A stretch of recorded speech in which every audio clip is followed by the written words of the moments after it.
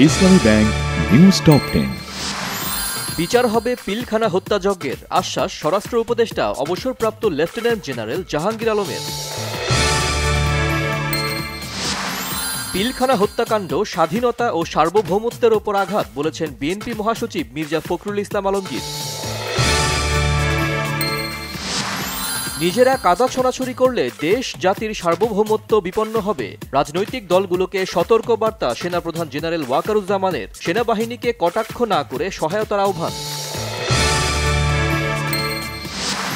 বিকেলে নয়াপল্টনে বিএনপি অফিসের সামনে হবে প্রবীণ রাজনীতিক সাবেক মন্ত্রী ও বিএনপির ভাইস চেয়ারম্যান আব্দুল্লাহ আল নোমানের জানাজা।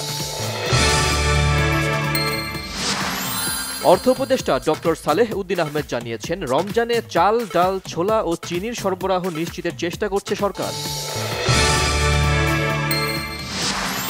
সাজেকে 10 ঘণ্টার আগুন বিপর্যয়ের ঘটনা তদন্তে 5 সদস্যের কমিটি গঠন। মানবতা বিরোধী অপরাধে জামায়াত নেতা এটিএম আজহারুল ইসলামের লিভ টু আপিলের অনুমতি নিয়ে আদেশকাল। ঝিনাইদহের শৈলকুপায় পূর্ব বাংলা কমিউনিস্ট পার্টির কমান্ডার হানিফ সহ 3 জনকে গুলি করে হত্যায় জড়িত সন্দেহে 2 জনকে আটক করেছে র্যাব। ইউক্রেন যুদ্ধ বন্ধ করা নিয়ে মার্কিন প্রেসিডেন্ট ডোনাল্ড ট্রাম্পের সঙ্গে ফরাসি প্রেসিডেন্ট ইমানুয়েল ম্যাখর বৈঠক।